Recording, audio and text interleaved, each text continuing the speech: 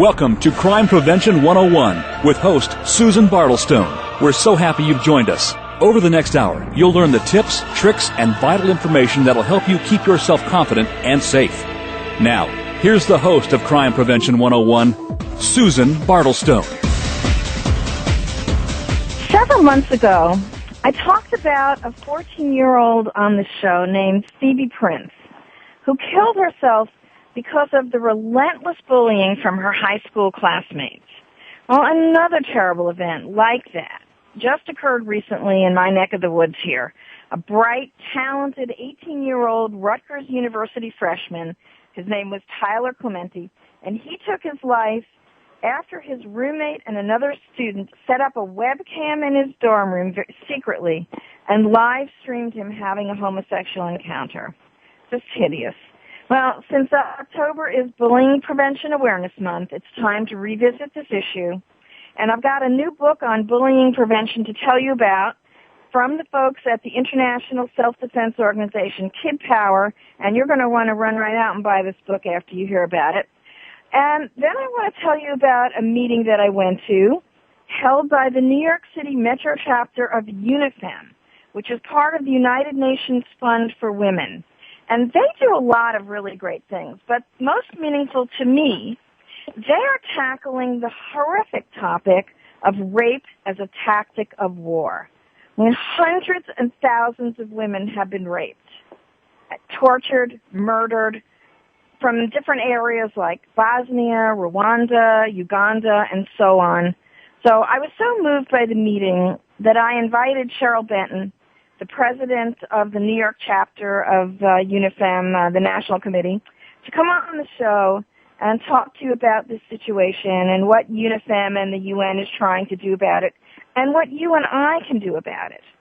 And I'm going to open the show talking to a courageous hero police officer that I also recently met.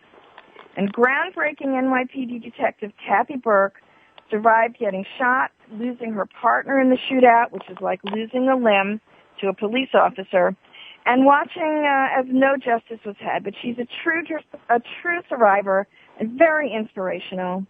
And last but not least, I've got a few resources for you on cyber security, so make sure you stick around till the end of the show. And if the stress of life is getting to you, and there certainly is plenty to be discouraged about, why not take a break for a little while, spend an hour with me, and get optimistic again. I'm Susan Bartelstone, coming to you from the always stimulating New York City, and welcome to Crime Prevention 101.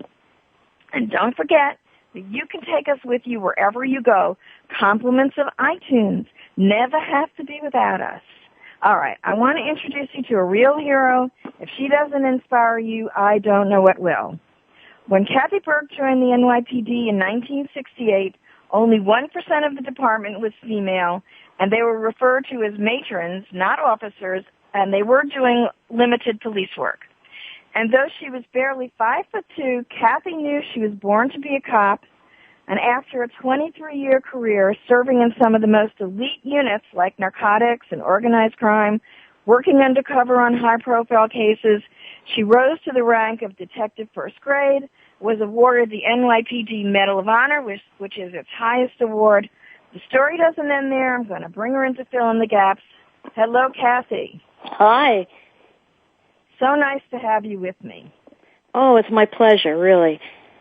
All right, Kathy, let's start at the beginning. Very briefly, what was the NYPD like when you joined, and what was the attitude of the male cops towards female cops?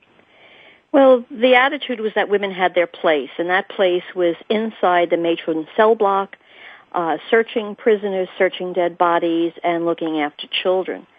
My class of women, there were 10 of us in my class and 950 men. We were really a transitional group of women where our presence was seen in the police station houses, but we were not yet in the radio cars. The men treated me because of my stature very well. I was like everybody's kid's sister. They brought me ice cream, and they treated me like they would a member of the family as opposed to a peer. That's good, because they could have made it very rough for you. But I have a feeling you were able to assert yourself and hold your own no matter what happened. So I'm sure they came to respect that in you. Well, in time. When I was first exposed to police work in the precinct station house, of course, I didn't have an opportunity to flex my muscles. I just did as I was told, and I followed orders, and I was really an in-house cop. It was only when I was chosen to go to the undercover unit, where there were only 20 of us in number who worked citywide, and we worked day and night, that I was able to show that I could perform and I could hold my own. And I could go into situations sometimes that the men couldn't go into because I wasn't a threat to the drug dealer. Again, because of my size, because of my youthful appearance. And sure, I mean that makes perfect sense. You don't look like a cop. No, I didn't then, and I probably still don't now. Well, maybe not, but you look nice.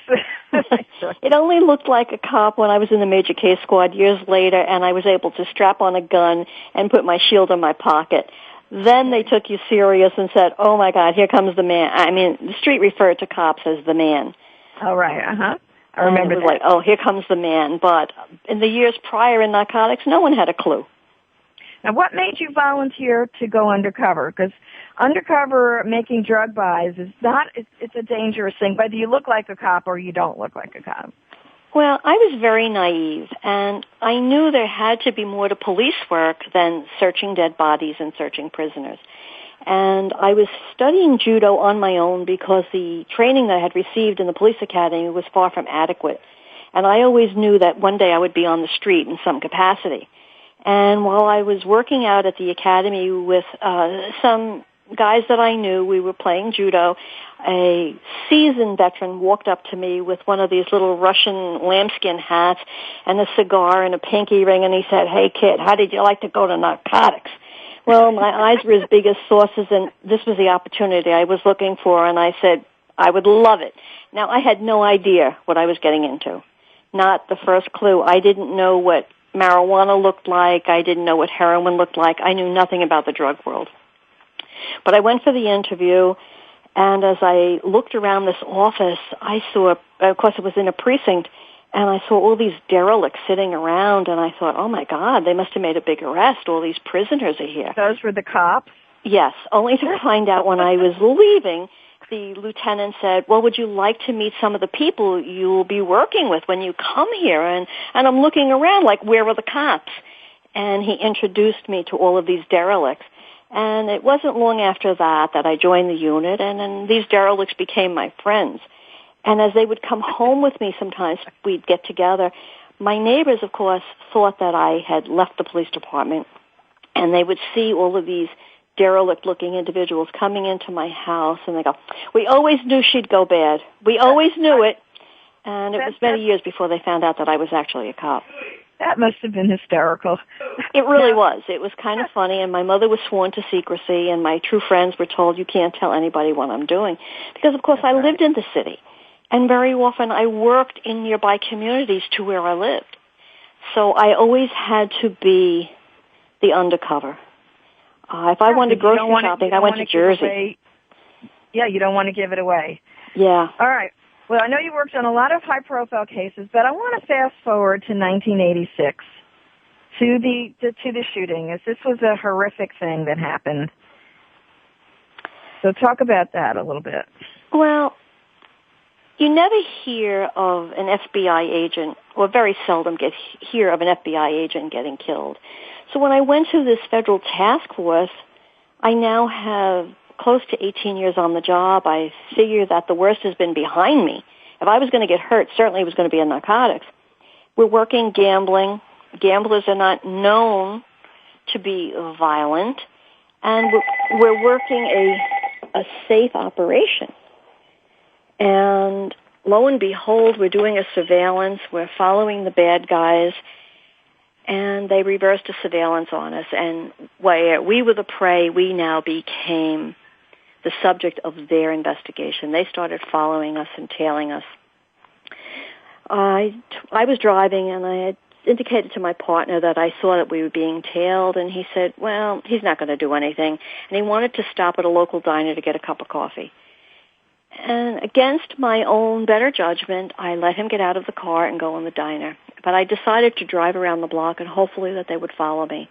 Well, as it turned out, the guy parked the car and they blocked me into the block with another car. So I had to really come around the block. And when I got to the diner, I jumped out of the car, ran to where my partner should be coming down the stairs, only to find that he was already surrounded by three men, the three men who were the subject of our investigation. And as I approached, I yelled, "Police, freeze," and one of the individuals turned around and shot me, and I went to the ground. I returned. Point blank range. Pardon me? Point blank. Point blank. We were about 5 foot apart. I drew my gun as I was falling, and I fired, but I didn't hit anything, and soon they turned on my partner, and the last thing I remember seeing was my partner reaching down to get his gun out of his ankle holster. When I regained consciousness, my partner was lying next to me, and I still did not have a conscious awareness that I had been shot. It happened so fast, and the body is anesthetized, and you wake up and you say, why am I on the ground? What just happened? And I crawled over to my partner, and in an environment that was just so sacred, my hand went into his brain matter, and I realized that he was dead. All right. Kathy, I know that you survived, and there were 3 bungled trials. Oh yeah. And these guys, because we just have a few minutes, and these guys ended up with very light sentence. They did 7.5 years. Never got convicted for it. Never convicted of the shooting or of the homicide. But you pursued this for years. Now, your autobiography is called Detective: The Inspirational Story of the Trailblazing Woman Cop Who Wouldn't Quit. And you pursued them through the criminal justice system and lived up to this title here. It's quite a story, and I know that it's also, and that we could spend the whole show talking about your exploits and how this should be a movie, and we're going to hope that it is going to be a movie one of these days. Do you have a website that people can go to take a look at this book? I know it's on Barnes It's on Amazon, and it's on Barnes & Noble has it. Look for Detective under Kathy Burke. And you're doing something very special these days for other police officers who might have been shot or lost a partner, aren't you? You work with a special group. I'm on the board of an organization called the New York City Police Department Police Self-Support Group. And what we do is we help injured or seriously ill officers walk down that lonely, dark road to survival, to either be able to return them to duty or to give them dignity in dying. No one should have to go it alone. And police officers are so used to being the ones who help each other that when they fall victim to some crisis, they have no one to turn to. So now they have a brother or a sister officer that will take them by the hand and say, it's going to be okay, and we will help you through this journey. And I know that you told me that you relive what happened to you every single time you do this. So I really want to tell you how inspirational it is and what great courage that you have. And I just thank you so much for being on the show with me today. Oh, it's my pleasure. Anytime, anything we can do for you. All right, we're going to talk after the show, and we're going to talk about getting together again. But okay. Meantime, this is Crime Prevention 101, the radio show with an optimistic perspective on a sober subject. Coming up, if we teach kids how to find their inner strength and stand up to bullies early in life, maybe we can prevent the hopelessness and suicides because of bullies later in life. We're going to talk about some ways to do that, so stay tuned.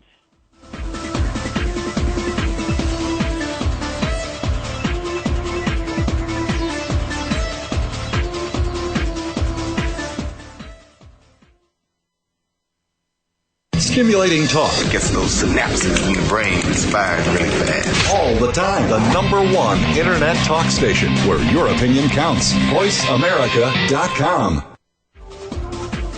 Hi, this is Susan Bartelstone, host of Crime Prevention 101, and I want to tell you about My Mobile Witness, a revolutionary service that transforms your camera phone into a personal safety device. My Mobile Witness believes safety is improved when you remove anonymity from dangerous scenarios. If you're in a stalking situation, for example, if you have an order of protection against someone, or if your profession places you in situations that are potentially dangerous, I want you to check out My Mobile Witness.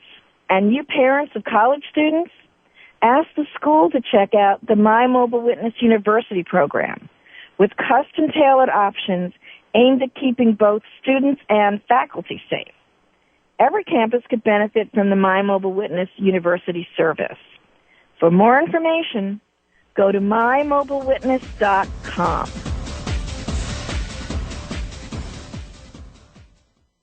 Violence, theft, drugs, graffiti, it's all part of joining a gang. In times like these, we need to protect our kids and our community from gangs. Gangs often prey on teens with low self-esteem who perform poorly in school and who seek a sense of belonging. Protect kids from gangs. Know who they're hanging out with. Encourage them to become involved in school activities. Give kids a positive alternative to gangs. To learn more, visit ncpc.org or contact your local law enforcement agency. A message from the U.S. Department of Justice, National Crime Prevention Council, and the Ad Council. Stimulating talk. It gets those synapses in the brain firing really fast. All the time. The #1 Internet talk station where your opinion counts. VoiceAmerica.com.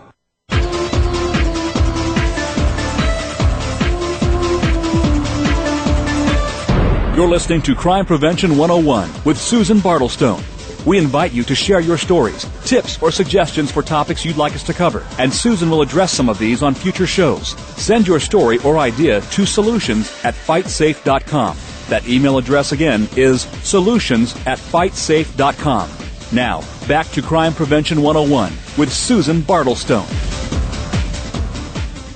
Yes, this is Susan Bartelstone here, and there's plenty of show left to tune in for. So please start tweeting about us. I am about us. Don't forget you can follow me on Twitter and Facebook, and I've got almost 4,500 friends now, so come on in, join the party.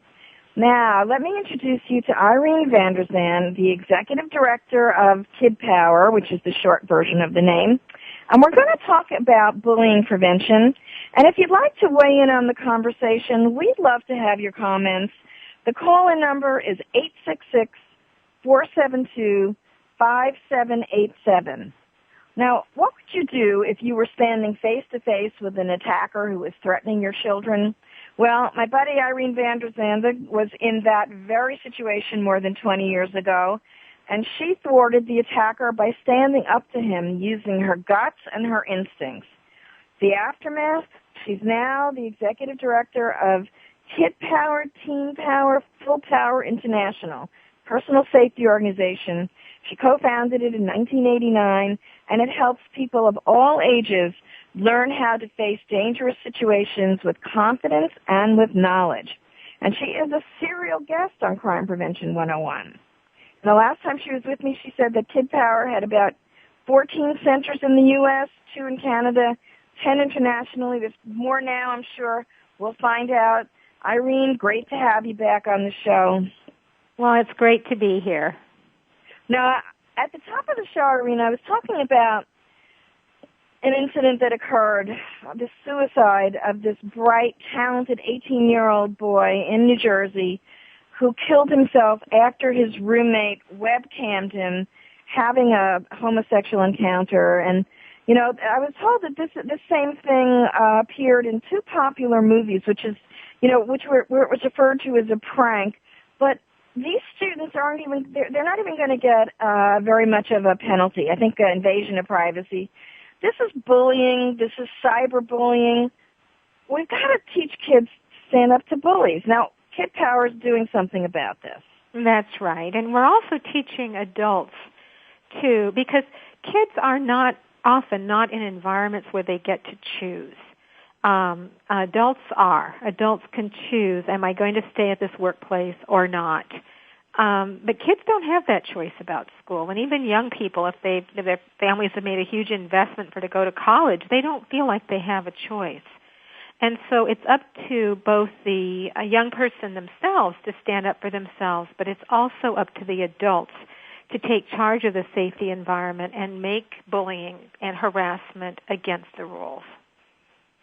Now, this young man, I think I recall reading that he did complain about this, and he said that he didn't get along with his roommate.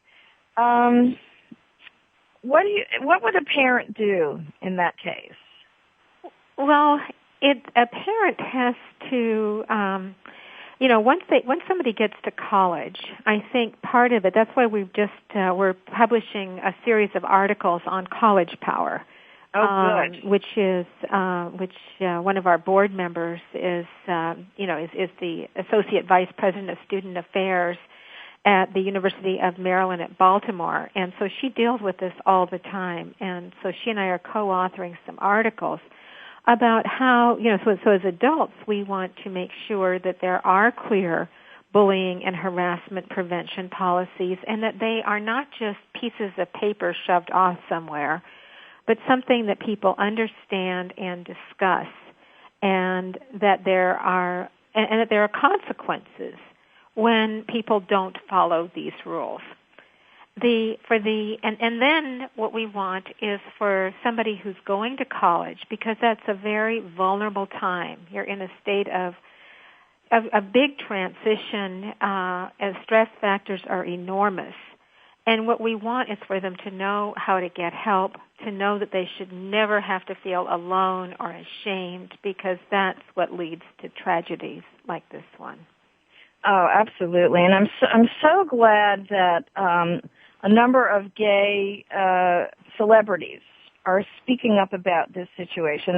And I know that I don't have the exact figures, but I know that gay people in general, students or whatever, are the most prevalent target for bullies. Yes. That much I do. I don't have the figures, but yes. I do know that. And I'm so glad that that's happening. But the schools have got to step up a little bit. I mean, this kid complained about this roommate and said that this roommate was bullying him. And there needs to be a process. So what he needed to know was how to be persistent. And the school needed to know how to be sensitive to the fact of when is something a real danger signal and when isn't it. He needed to know how to say, if you don't get an answer from one person, you go up the chain of command. I've been teaching students here about just what that means, to not just accept the first answer you get, but to keep asking until you get help. And to not take it personally when people don't listen to you right away, but to understand that when people are overwhelmed and bombarded, they don't always recognize when something is a serious problem and when it's a minor personality conflict. Mm-hmm. The other part is parents need to know how to support their college student, or, if they're in high school or if they're younger, often to take charge for them in insisting that they be in environments, that their kids be in environments where there is a commitment to having a culture of caring, respect, and safety for everyone. All right. Now, I know you're talking about this in your book. What's the name of the book? The book is Bullying: What Adults Need to Know and Do to Keep Kids Safe. And you also have something else for younger people, right? Yes. This is a book about what adults need to do, but we have everything. We have cartoon books for younger people, including for adults and teens, not just kids, mm-hmm. that show the basic safety skills. We have articles that are written, but in this book, it does describe the skills that adults can teach kids, as well as what the actions that adults can take to take charge of creating a safe environment. One of the reasons why we decided not to name this book Bullying Prevention, but just Bullying, mm-hmm. is that we believe that if you look at all the money that has been spent on all kinds of programs and all kinds of studies and all of the work that people have done, and yet bullying is still with us, we think that there's something, it's just like other kinds of behavior that you have to socialize people to do. Experimenting with negative uses of your power is normal. what needs, and that could be when you're a little kid throwing a rock through a window. The difference is that if a child throws a rock through a window, there's a clear consequence quickly. If a child says something mean to another child or leaves another child out, often the consequences aren't so clear. Sure. And I think, yeah.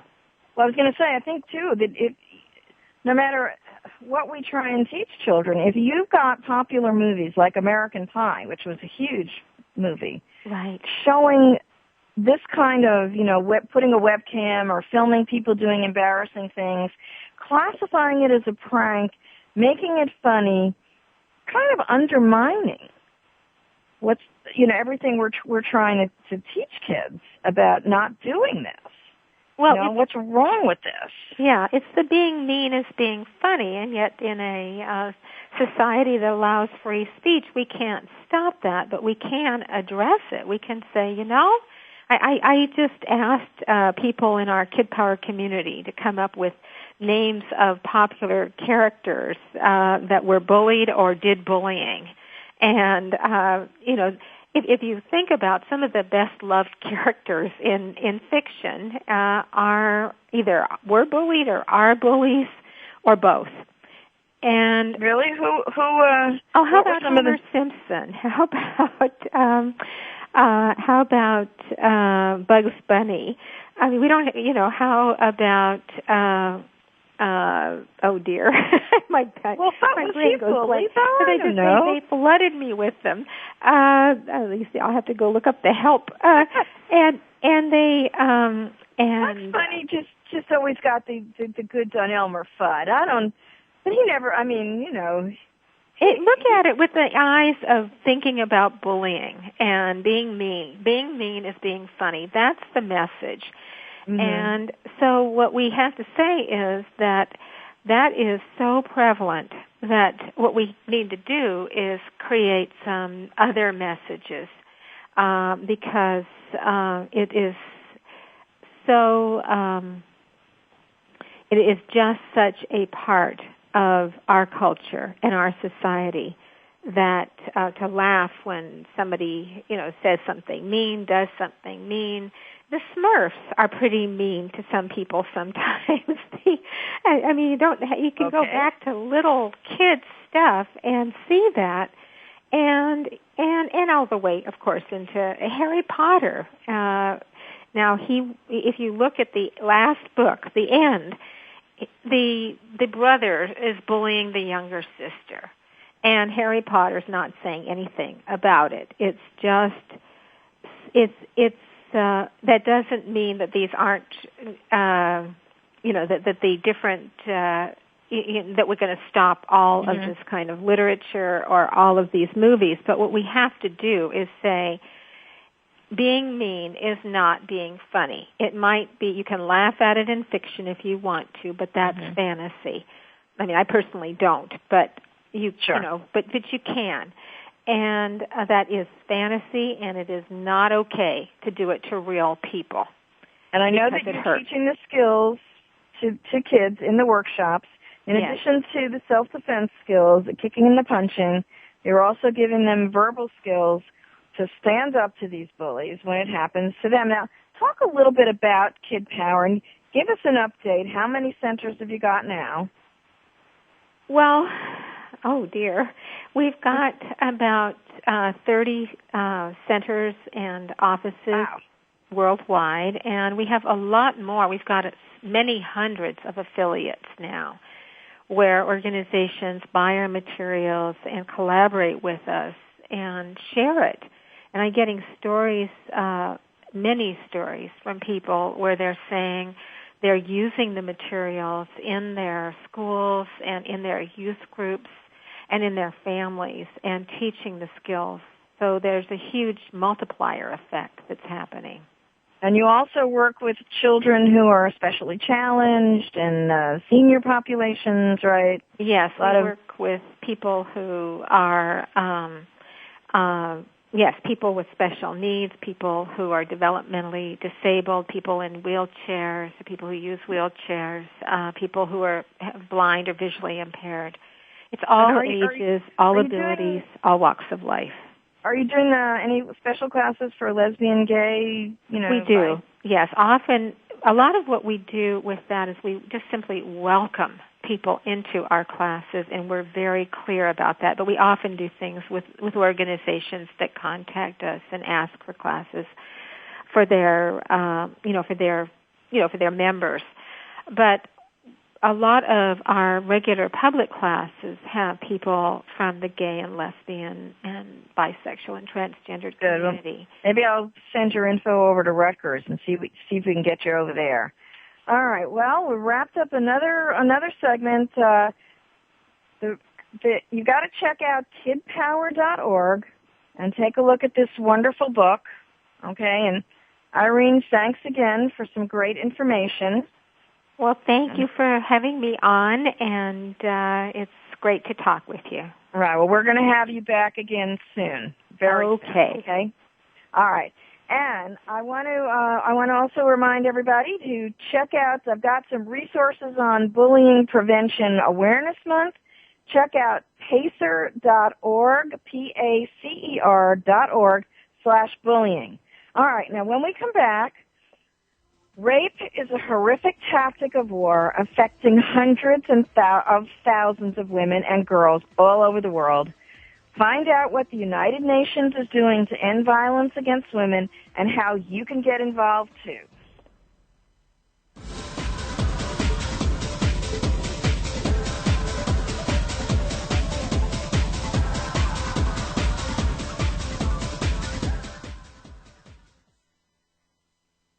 Talk, talk, talk. That's all we do is talk. If you'd like to talk, call us toll-free right now at 1-866-472-5787. 1-866-472-5787. That's it. VoiceAmerica.com. After more than 17 years' experience teaching safety skills to thousands of women and men, crime prevention and personal safety expert Susan Bartelstone concluded that by thinking and responding quickly, ideally within 20 seconds, potentially violent criminal encounters can be prevented. Using techniques from many different disciplines and illustrated by 60 real-life examples and success stories, Susan shows how it's done in her new book, Think Fast and Prevent a Violent Crime: How to Respond to Danger in 20 Seconds or Less. Check out www.crimeprevention101.com for more information. You're walking alone. A group of people is hanging out just ahead. Suddenly, they surround you. Hey, yo, where you going? Come here. Before you know it, you're being robbed. It's called a pack robbery, a robbery involving a group of assailants, and it can be violent. In times like these, trust your instincts. Don't become their next victim. Avoid suspicious groups. Avoid desolate or poorly lighted areas. Be aware of your surroundings. To learn more about pack robberies, visit ncpc.org or contact your local law enforcement agency. A message from the U.S. Department of Justice, National Crime Prevention Council, and the Ad Council. Stimulating talk. It gets those synapses in the brain firing really fast. All the time. The #1 Internet talk station where your opinion counts. VoiceAmerica.com.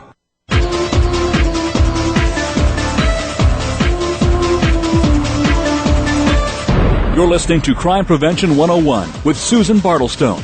We invite you to share your stories, tips, or suggestions for topics you'd like us to cover, and Susan will address some of these on future shows. Send your story or idea to solutions@fightsafe.com. That email address again is solutions@fightsafe.com.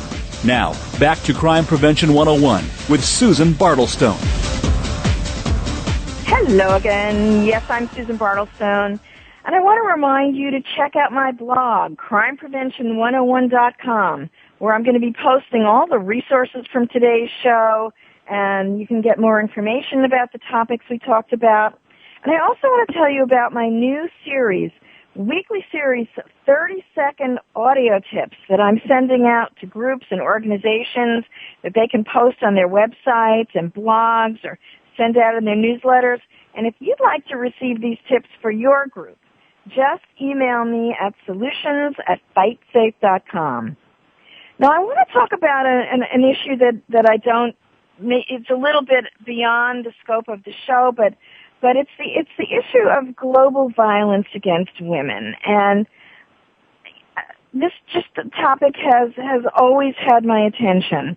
And I went to a meeting recently, and I met a woman that I actually knew, and I want to introduce you to her, and then we're going to talk about what she's doing and UNIFEM is doing to address this.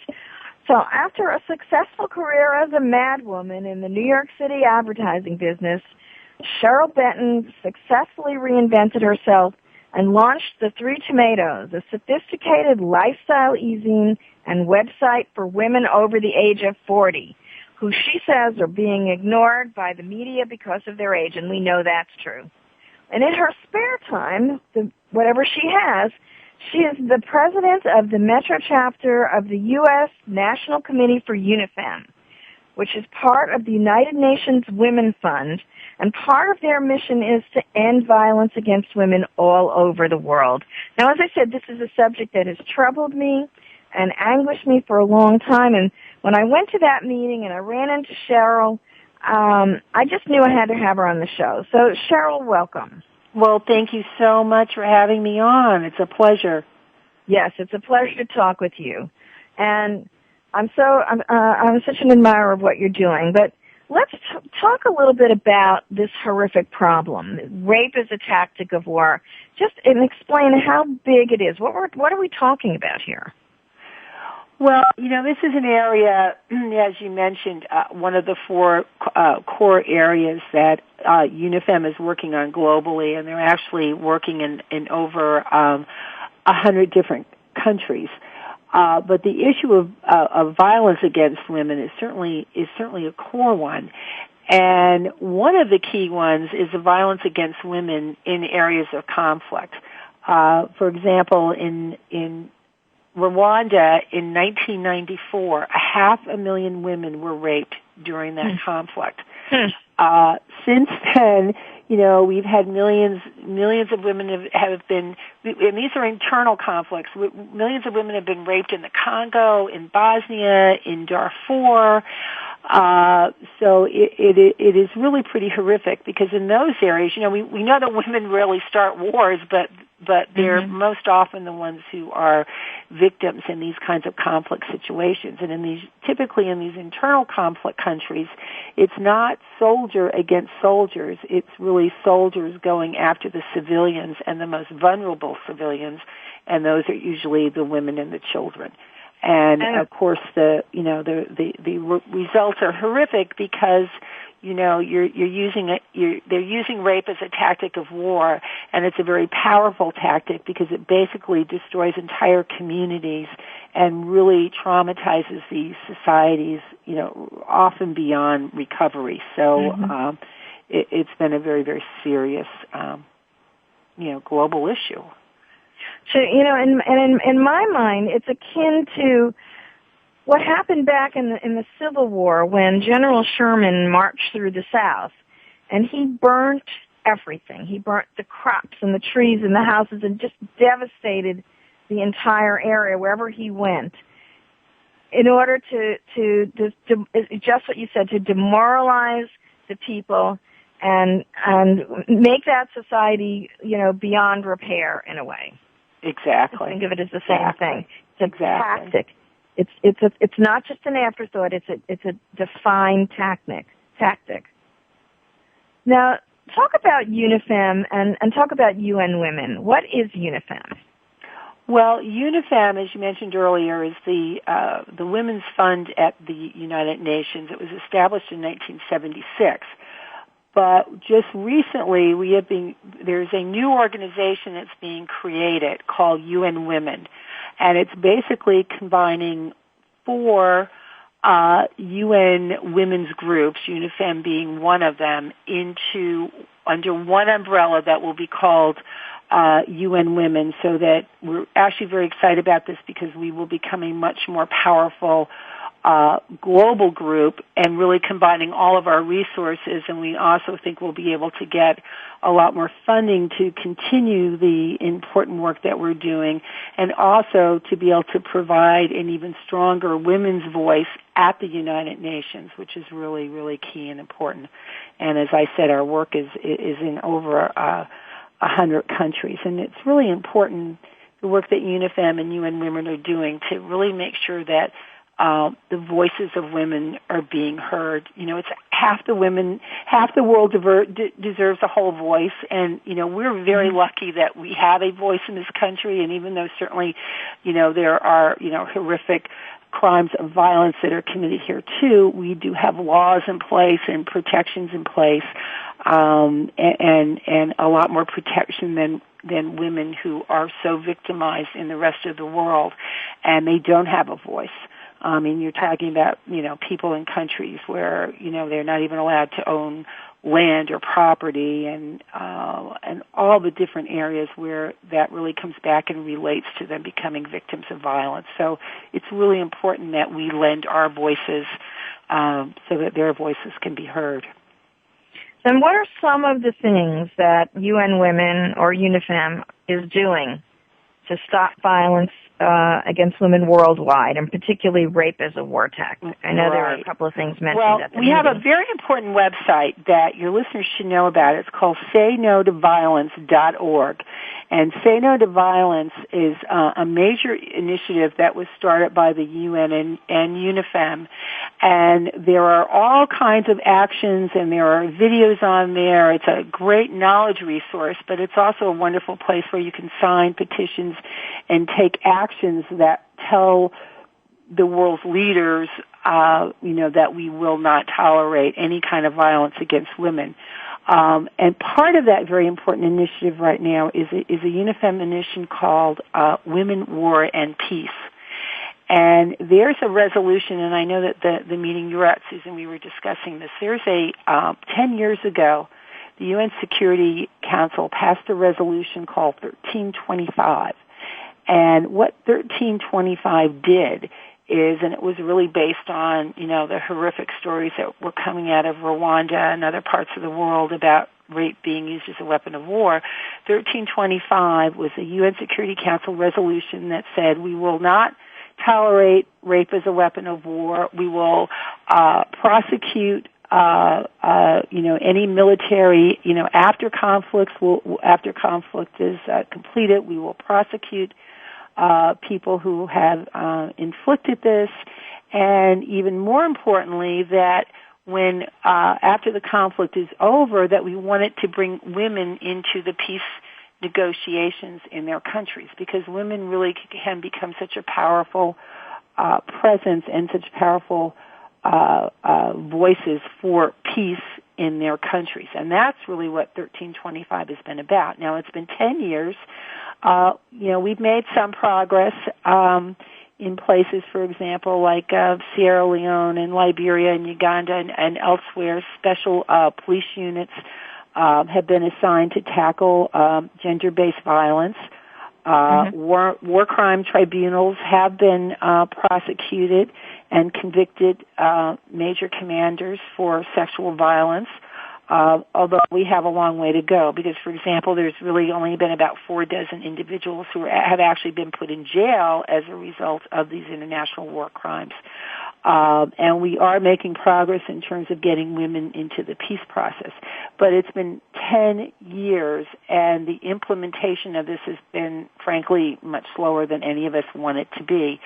Sure. So one of the things that people can do right now, it's, in fact, October 21st was the 10th anniversary, and there is a petition. If you go to Say No to Violence, you will find the petition that you can sign for Women, War, and Peace, and all of those names are being presented to the UN. We're getting as many signatures as we can around the world to go back to the UN and say we really need to accelerate the efforts of UN Resolution 1325. So that's something that every one of us can do tonight and feel that we have taken some action in this. Sure, and that's saynotoviolence.org. Right. And I picked up a pamphlet from them, and there's all sorts of suggestions. Now, you might say that just adding my name to a petition doesn't mean anything, but it really does mean something. And how can people all over, are there UNIFEM chapters all over the country? UNIFEM, the U.S. we're with the Metropolitan chapter as part of the U.S. National Committee for UNIFEM, and we're actually one of 18 national organizations. And in the U.S., we're one of about a dozen different chapters right now across the country. And basically what our role is to, one, educate people about what the global issues are, and two, to actually be advocates for different initiatives like signing the petition for Women, War, and Peace, and also to raise funds on behalf of UNIFEM so that they continue the great work that they're doing around the world. Right. That is critical, and that's unifem.org. It's UNIFEM.org. Right, correct. Or you can go to unwomen.org, which is the new organization that actually takes place in January. The new head is Mrs. Bachelet, who is actually the former president of Chile. Excuse me. We're very excited to have such a strong woman leader who's going to be taking over this role. And as president of Chile, one of her major area that she worked in was ending violence against women. So we have a very powerful proponent here heading up this new group. All right. So that's the message is, yes, it's going slow, but if we add our voices here, that's how we get movement. When women spoke up about what was going on in Iran when they were going to stone this woman, it made a difference, and it's going to make a difference again here. So saynotoviolence.org. Make sure that you check out that workshop, and they've got all sorts of things on there that you can do to get involved. So Cheryl, it's such a pleasure to have you on the show. We're going to talk more in the future about this terrible issue. So I thank you again for being with me. Thank you so much for bringing attention to it too. I think it's all right, and I'm going to post all those links on my blog. So Crime Prevention 101, so people will be able to get to UNIFEM and say no to violence, whatever. All right, this is Crime Prevention 101. Now stay right where you are. It's Cybersecurity Month, and when we come back, I want to give you some resources to protect yourself from this is also a great scourge. So stay tuned.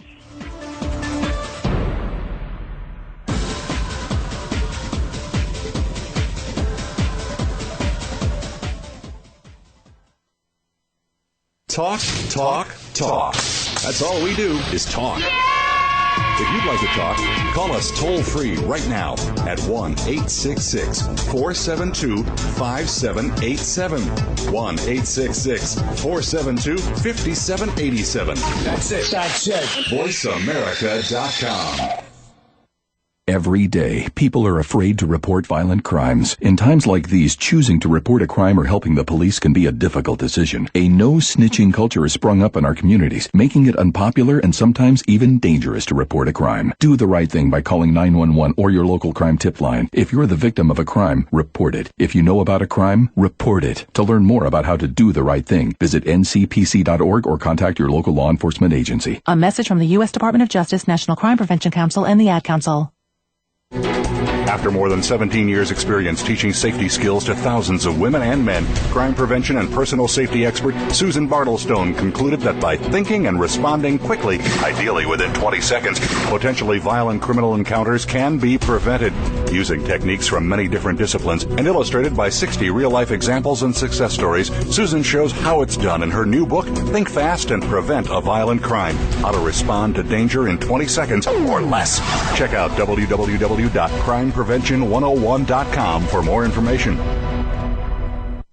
News, opinion. Can you hear me? Your voice counts. Call toll-free 1-866-472-5787. 1-866-472-5787. VoiceAmerica.com.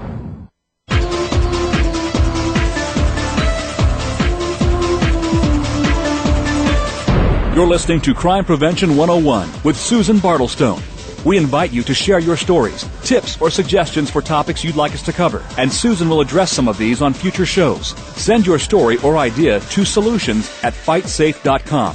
That email address again is solutions@fightsafe.com. Now, back to Crime Prevention 101 with Susan Bartelstone. Hey, welcome back.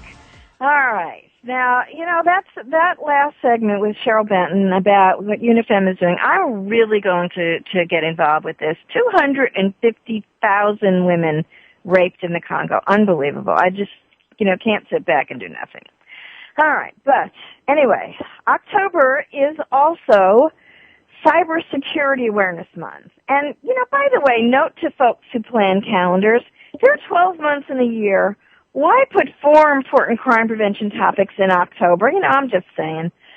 Bullying Awareness Prevention Month, Crime Prevention Awareness Month, Domestic Violence Awareness Month, Cybersecurity Awareness Month. There's 12 months, guys.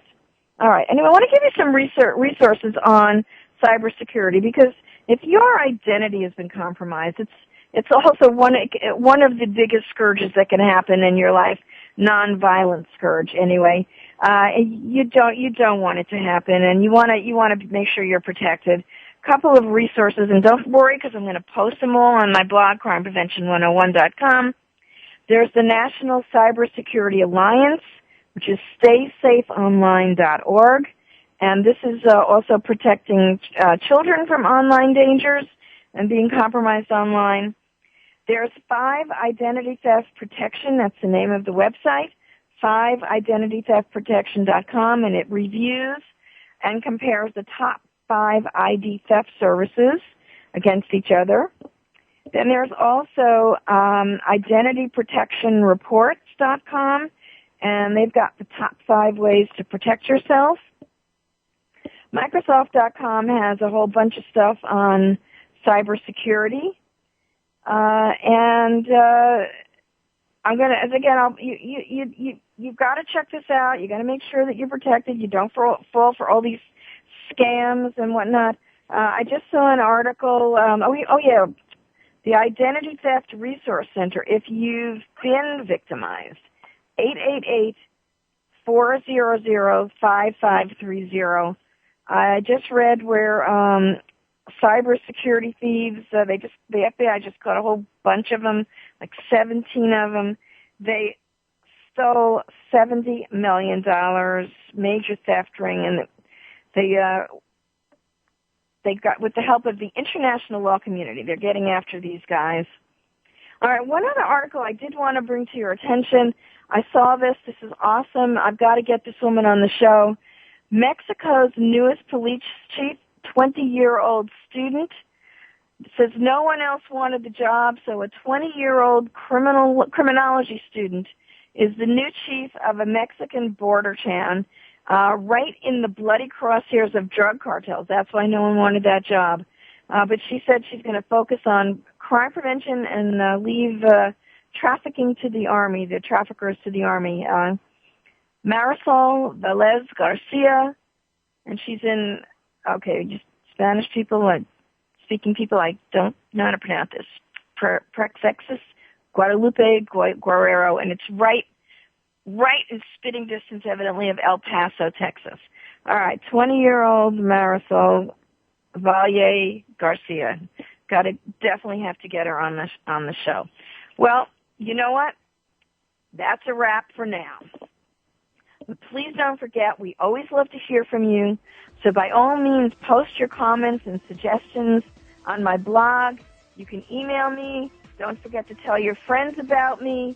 You and I are going to be doing this again next week, same time, same place. It'll be a crime not to listen. So stay tuned and stay safe.